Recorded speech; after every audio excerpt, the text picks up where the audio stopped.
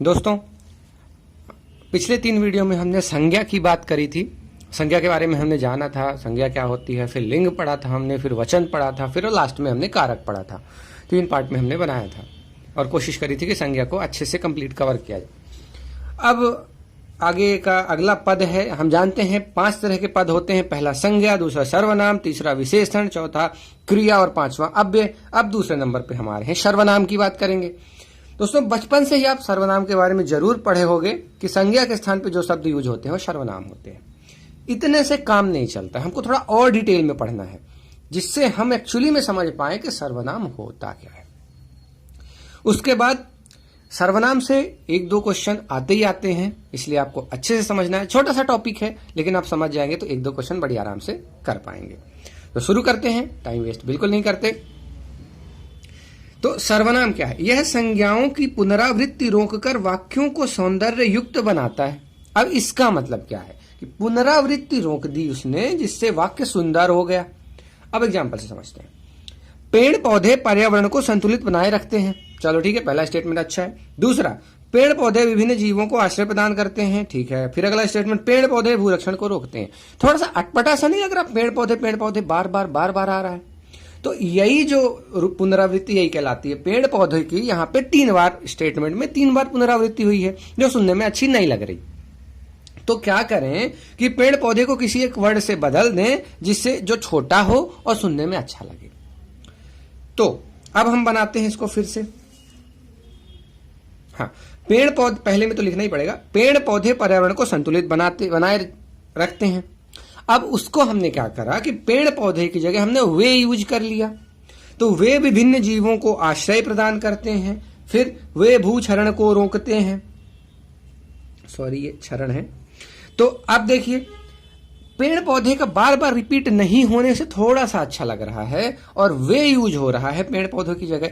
तो ये वही है कि पेड़ पौधे जो कि संज्ञा था उसकी जगह हमने एक नया शब्द जोड़ दिया जिससे वाक्य हमारा क्या हो गया? सौंदर्य युक्त। क्योंकि अब उतना इरिटेट नहीं कर रहा, नहीं बार बार। अभी तो ये तीन स्टेटमेंट थे। जब 20-30 स्टेटमेंट होते तो आपको इरिटेशन होने लगती है, बार बार पेड़ पौधे आ रहे हैं। तो उससे वाक्य क्या हो गया? सुंदर हो गया और पुनरावृत्ति हो गई, रुक गई। ये जो शब्द यूज हुए हैं इनको हम बोलते हैं सर्वनाम। यानी यहां पे ये जो वे यूज हुआ है इसको हम बोलते हैं सर्वनाम। तो अब हम कह सकते हैं कि सर्वनाम वैसे शब्द हैं जो संज्ञा के स्थान पर प्रयुक्त होते हैं। यहां संज्ञा कौन था? पेड़ पौधे। उसकी जगह हमने वे यूज कर लिया जिससे आसानी हो गई, सौंदर्य युक्त हो गया हमारे स्टेटमेंट, सुनने में अच्छा लगने लगा, इसलिए वे यहां पे क्या है? सर्वनाम। आई थिंक आपको समझ में आया होगा सर्वनाम शब्द होते क्या हैं। उसके बाद हम डिटेल में पढ़ेंगे सर्वनाम के टाइप क्या होते हैं, उनका यूज कैसे होता है, कब हम कौन सा सर्वनाम सेलेक्ट करते हैं। ठीक है। अब आते हैं मेनली सर्वनाम कितने तरह के होते हैं। तो सर्वनाम को हम 2 पार्ट में बांटते हैं। एक होता है मौलिक और एक होते हैं यौगिक या विकारी। देखिए, विकारी उनको कहा जाता है जो मूल शब्द में कुछ ना कुछ चेंज यानी विकार आ गया हो, तब नया शब्द जो बनता है उसको विकारी कहा जाता है। तो मौलिक वो होते हैं जो कि ग्रामर की जो बेसिक हैं वो रहते हैं और उनमें कुछ ना कुछ चेंज करके अगर हम यूज करने लगते हैं उनको तो वो यौगिक या विकारी कहते हैं। और वो चेंज कैसे करेंगे? कारक चिन्हों के प्रभाव से। और कारक चिन्ह के बारे में हम पढ़ चुके हैं पिछले वीडियो में बहुत अच्छे से।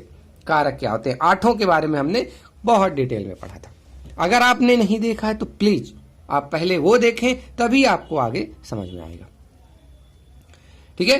पद की ये 5 टाइप एक दूसरे से लिंक्ड हैं। अगर कोई भी मिस करेंगे आप तो आगे समझने में थोड़ी सी दिक्कत होगी। वैसे होनी नहीं चाहिए क्योंकि मैं हर चीज को बाद में भी डिटेल में बताऊंगा।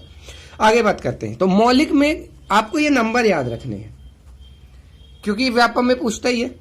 तो ये 11 होते हैं मौलिक, और यौगिक तो कई हो सकते हैं। इन्हीं 11 से कारक चिन्ह में बदल के हम कई तरह के सर्वनाम बना सकते हैं।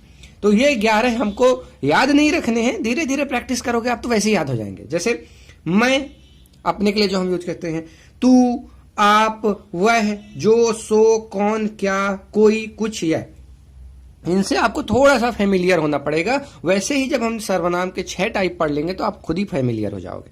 तो ये जो होते हैं ये मौलिक। अब क्वेश्चन क्या आ सकता है यहाँ? 4 ऑप्शन दे सकते हैं और उनमें बोल सकते हैं इनमें से कौन सा मौलिक सर्वनाम नहीं है। तब आपको वहां पे इनके बारे में पता होना चाहिए कि मौलिक ये वाला नहीं है या यौगिक वो होगा। सीधी बात है, एक मौलिक नहीं होगा तो यौगिक होगा। यौगिक में क्या करते हैं हम, जैसे मैं था तो मैं में हमने ने लगा दिया, एक विकार, मतलब विकार यानी कि कारक चिन्ह लगा दिया। ने के बारे में हमने पढ़ा है, आप पुराना वीडियो देखें। तो मैंने बन गया, मुझ था मुझे हो गया, मुझको हो गया, हमें हो गया, हम हो गया, हमको, हमेरा, मेरे, मेरी, मुझ में, मेरे लिए। तो इनमें हमने कारक चिन्ह जोड़ के इनको हमने विकारी बना दिया और सर्वनाम हो गए। तो यहां आई थिंक आपको समझ में आया होगा मौलिक और यौगिक में अंतर क्या है। मौलिक 11 होते हैं, मौलिक कौन कौन से होते हैं और यौगिक कौन कौन से होते हैं, आपको समझना चाहिए। यहां अब आते हैं सर्वनाम के भेद पे। तो सर्वनाम के टाइप कितने होते हैं। सर्वनाम को हम मेनली 6 पार्ट में बांट देते हैं। पुरुषवाचक सर्वनाम, ये आपने बचपन से ही पढ़ा होगा, आई थिंक ग्रामर में इतना तो पढ़ा ही होगा। 6 तरह के सर्वनाम होते हैं। हाँ, उनके टाइप को समझने में जरूर थोड़ी दिक्कत होगी, तो वो दिक्कत भी आज से खत्म हो जानी है। तो पहला पुरुषवाचक सर्वनाम, दूसरा निजवाचक सर्वनाम, तीसरा निश्चयवाचक, चौथा अनिश्चयवाचक, 5वां प्रश्नवाचक और 6वां संबंधवाचक सर्वनाम। अब पुरुषवाचक सर्वनाम क्या होते हैं, तो इनका जो ये पुरुषवाचक सर्वनाम होते हैं, इनका प्रयोग स्त्री और पुरुष दोनों के लिए किया जाता है, यानी कि इनमें जेंडर डिफाइन नहीं होता। अब जेंडर कैसे डिफाइन होगा, जेंडर डिफाइन करेगा क्रियापद। क्रियापद क्या यूज हुआ है उसके हिसाब से जेंडर का डिफिनीशन होगी। कैसे, एग्जाम्पल में देखते हैं। जैसे मैं फिल्म देखना चाहता हूं, ठीक है, मैं घर जाना चाहती हूं, ठीक है। तो अब ये चाहता से हमको पता चलेगा कि ये जो मैं यूज हुआ है ये एक मेल पर्सन के लिए यूज हुआ है, और चाहती से हमको पता चलेगा कि ये जो मैं यूज हुआ है ये फीमेल के लिए हुआ है। इनका अपना कोई लिंग नहीं होता, जो क्रियापद का लिंग है वही इनका लिंग होगा। क्रियापद यानी क्रिया, आप समझते होंगे, खाना पीना, रोना सोना गाना सब क्रियाएं होती हैं। क्रिया के बारे में हम अलग से एक चैप्टर में पढ़ेंगे, अभी बस इतना जान लीजिए। कोई भी जो काम होता है वो जो करने की जो करते हैं हम उसको क्रिया कहते हैं। जैसे यहाँ चाहता क्रिया है, यानी किसी को चाहना, वो एक क्रिया है, चाहता, ठीक है। मैं फिल्म देखना चाहता हूं तो मैं चाहता हूं कि मैं फिल्म देखूं, तो ये क्रिया हो गई। अब देखिए पुरुषवाचक के अंदर आते कौन से हैं, जैसे मैं, तू, आप, यह और वह। इनके बारे में हम अच्छे से देखेंगे, इनको भी अलग अलग टाइप में बांटेंगे। कैसे, बस पहले यह समझ लें कि पुरुषवाचक सर्वनाम क्या होता है, कि ये जो सर्वनाम है स्त्री और पुरुष दोनों के लिए होता है। इनका अपना कोई लिंग नहीं होता, क्रियापद से इनका लिंग डिफाइन होता है। जैसे यहां भी देख लीजिए, तू कहता है तो ठीक ही होगा, ठीक है। तू जब तक आई तब तक वह चला गया। अब ये आई बता रहा कि ये फीमेल है और ये बता रहा है कि ये मेल है। ऐसे ही आप आगे भी देख सकते हैं। आजकल आप कहां रहते हैं, ठीक है, ये मेल है, आपके बारे में बात कर रहा है। आप जहां भी रहती हैं, इससे डिफाइन हो गया कि ये फीमेल है, ठीक। अब पुरुषवाचक सर्वनाम जो है वो खुद ही 3 तरह का होता है, उत्तम पुरुष, मध्यम पुरुष और अन्य पुरुष। उत्तम यानी कि जो बोलता है, जो कि कोई स्टेटमेंट बोल रहा है उसको हम बोलते हैं उत्तम पुरुष में। जो जिससे हम बोल रहे हैं, 3 तरह के लोग हो सकते हैं। एक तो मैं हूंगा जो मैं बोल रहा हूं, एक दूसरा होगा जिसको मैं बोल रहा हूं, और एक तीसरा भी हो सकता है जिसके बारे में मैं बात कर रहा हूं। तो एक एग्जाम्पल से जैसे हम समझ सकते हैं, मैंने आपको बताया था कि वह पढ़ने में बहुत तेज है। मैं बोल रहा हूं, यानी ये कौन सा हो गया, उत्तम।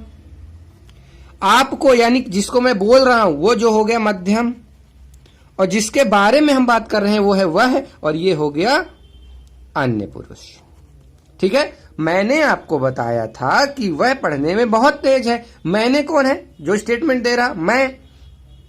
जिसको बोल रहा हूं वो कौन है, आप। और जिसके बारे में बोल रहा हूं वो कौन है, वह।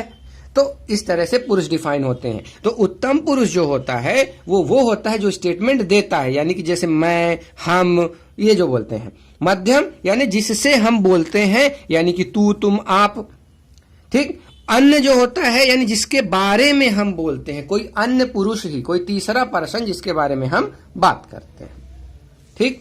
तो यहां से हो गया पहला टाइप जो है पुरुषवाचक सर्वनाम। अब आते हैं दूसरा, बहुत आसान, निजवाचक सर्वनाम। जब भी हम अपने ही बारे में बात करते हैं, अपने ही बारे में कोई स्टेटमेंट देते हैं, वहां पे निजवाचक सर्वनाम होता है। कैसे, जैसे कर्ता कारक स्वयं के लिए करता है, कर्ता और कर्म हम पढ़ चुके हैं। कर्ता जो काम करने वाला, कर्म जिसपे क्रिया का प्रभाव पड़ता है। तो आप स्वयं, खुद, स्वतः, यानी अपने ही बारे में। अब देखिए, ये जो आप है और ये जो आप है, इनमें अंतर है। ये जो आप है, क्यों? ये जो आप है ये दूसरे बंदे के लिए यूज हो रहा है, और ये जो आप है ये स्वयं के लिए यूज हो रहा है। कैसे? मैंने आपको बताया था, मतलब मैंने दूसरे के बारे में बता रहा हूं कि मैंने आपको बताया था। अब मैं आप ही चला जाऊंगा, ये स्टेटमेंट बिल्कुल सही है। आप ये मत सोचना स्टेटमेंट गलत है। इस आप का मतलब खुद है, खुद या फिर स्वयं। ठीक है? तो मैं आप ही चला जाऊंगा, यानी मैं स्वयं ही चला जाऊंगा, ये आप अपने बारे में। तो आपको स्टेटमेंट का अर्थ समझना पड़ेगा, उससे आप समझ पाओगे कि खुद के बारे में यानी कि निजवाचक होगा कि ये पुरुषवाचक होगा, यानी कि मध्यम पुरुषवाचक होगा।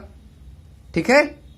समझ में आया होगा? ये वाला आप जब भी आएगा यानी खुद के बात करेंगे तो निजवाचक सर्वनाम, और ये वाला आप जब आएगा तो वहां पे मध्यम पुरुषवाचक सर्वनाम होगा, मध्यम पुरुषवाचक सर्वनाम।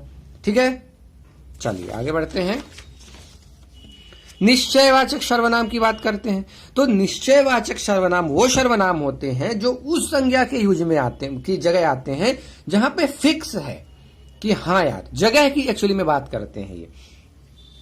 तो इनसे किसी वस्तु या व्यक्ति अथवा पदार्थ के विषय में ठीक ठीक और निश्चित ज्ञान होता है, पता चल जाता है हाँ भाई ये तो यही है। कैसे? जैसे यह गाय है, ये हमने बता दिया ये गाय है, फिक्स है कि ये गाय है। वह बिलायती कुत्ता है, वो भी फिक्स हो गया।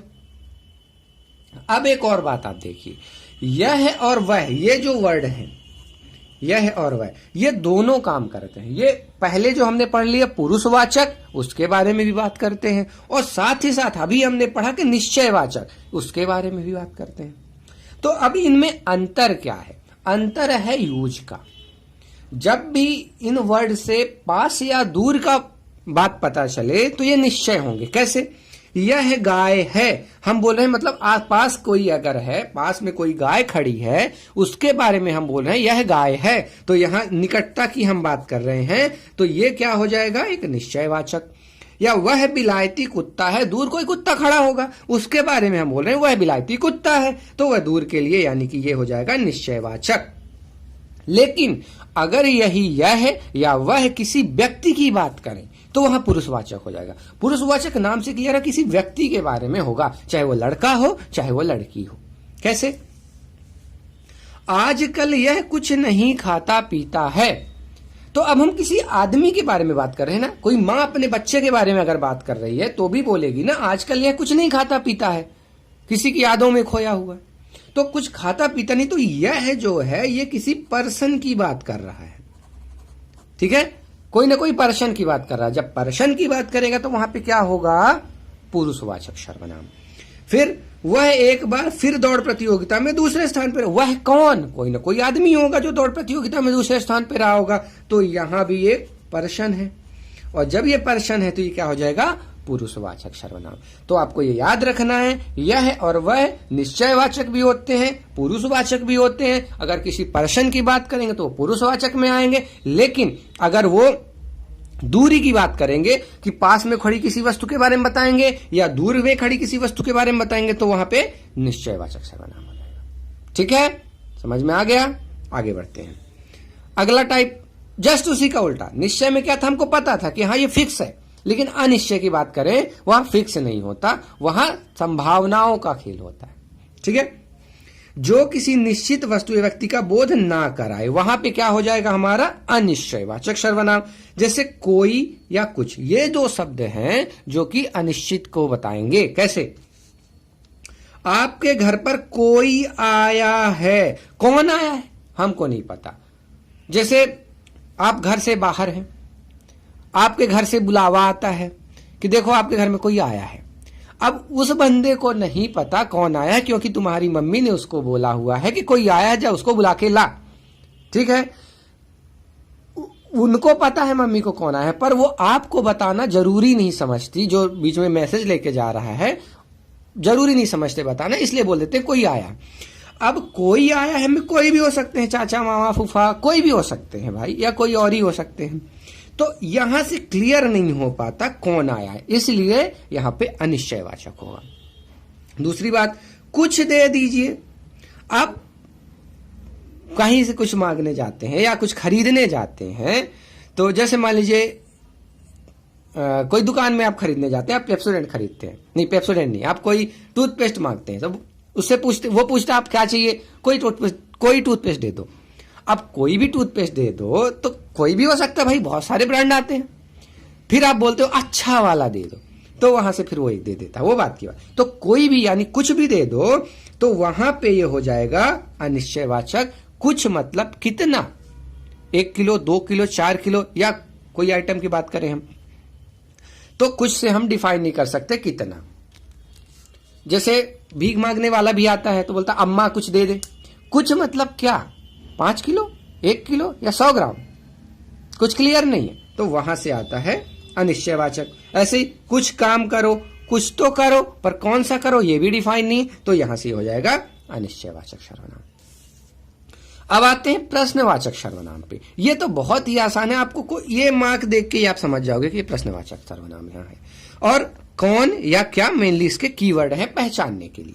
कैसे, जिसका प्रयोग प्रश्न करने के लिए किया जाए वो हो गया प्रश्नवाचक सर्वनाम। कैसे, देखो तो कौन आया है, एक तो यही पहचान है, और दूसरे कौन या फिर क्या। देखो तो कौन आया, ये क्वेश्चन कर रहे हो, कौन आया भाई पता करो। या आपने क्या खाया है भाई बताओ तो आपने क्या खाया, आपसे प्रश्न किया जा रहा है, तो सबसे अच्छी पहचान यही है। उसके बाद कौन या क्या, प्रश्नवाचक सर्वनाम।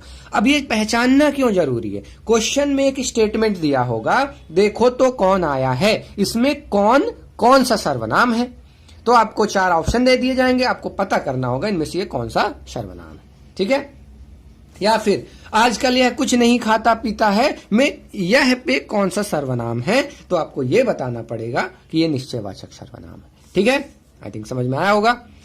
अब आते हैं लास्ट में संबंधवाचक सर्वनाम। यह भी बहुत आसान है, जो 2 चीजों के बीच में संबंध बताए वही संबंधवाचक, जिससे एक शब्द या वाक्य का दूसरे शब्द या वाक्य से संबंध जाना जाए उसको हम बोलते हैं संबंधवाचक सर्वनाम।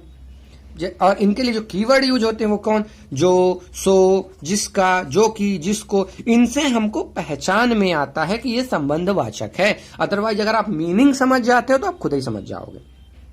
जैसे जो जागेगा सो पावेगा, मतलब जो जागेगा वही पाएगा, तो जागेगा और पावेगा के बीच में संबंध कौन बता रहा है, एक है जो, एक है सो, तो ये कौन हो गए संबंधवाचक। ठीक है, जो सोवेगा सो खोवेगा, फिर यही आ गए, तो ये जागेगा पावेगा सोवेगा खोवेगा के बीच में संबंध बता रहे हैं, इसलिए ये होंगे संबंधवाचक सर्वनाम।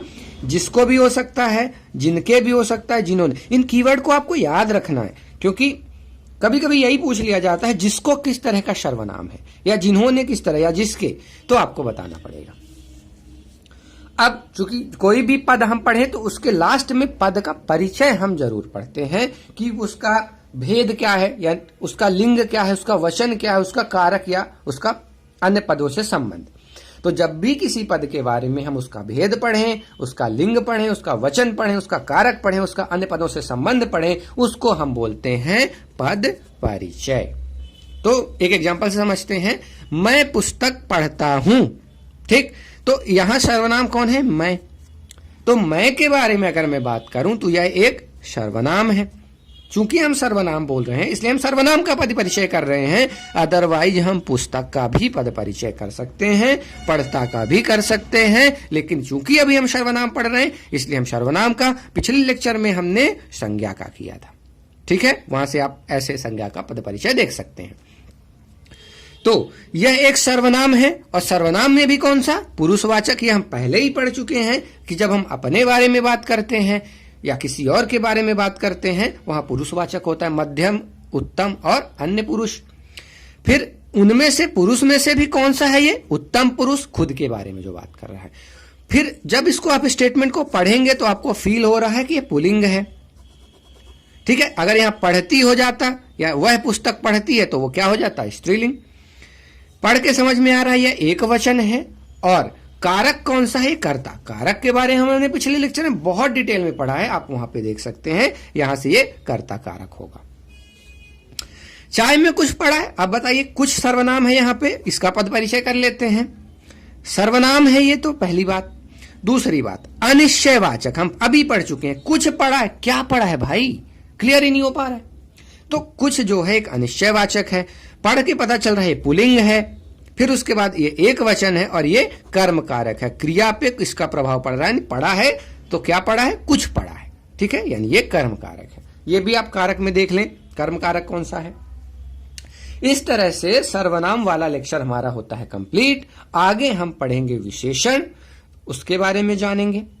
तो आई थिंक आपको सर्वनाम समझ में आया होगा। इन पे जनरली क्वेश्चन आते रहते हैं, एक दो क्वेश्चन आ जाएगा, कोई एक स्टेटमेंट दे देगा, जैसे यही दे दिया चाय में कुछ पड़ा है, अब कुछ किस तरह का सर्वनाम है, या फिर डायरेक्ट ही पूछ लिया कि कुछ किस तरह का सर्वनाम है, 4 तरह के ऑप्शन दे दिए। तो कोई भी क्वेश्चन आए आपको करते आना चाहिए। आपको करना यह है कि 2 बार आपको वीडियो देखना है कम से कम, उसके बाद आपको ये जो नोट्स हैं इनको आपको रिवाइज करना है। जब आप रिवाइज कर लोगे और इनको खुद से एक बार अगर आप लिख लिए तो फिर तो सोने में सुहागा हो जाएगा, आपको बिल्कुल रट जाएंगी चीजें। कोई भी क्वेश्चन आएगा आप बड़ी आसानी से उनको अटेम्प्ट कर पाओगे। तो इस तरह से सर्वनाम कंप्लीट होता है। मिलते हैं अगले वीडियो में, धन्यवाद।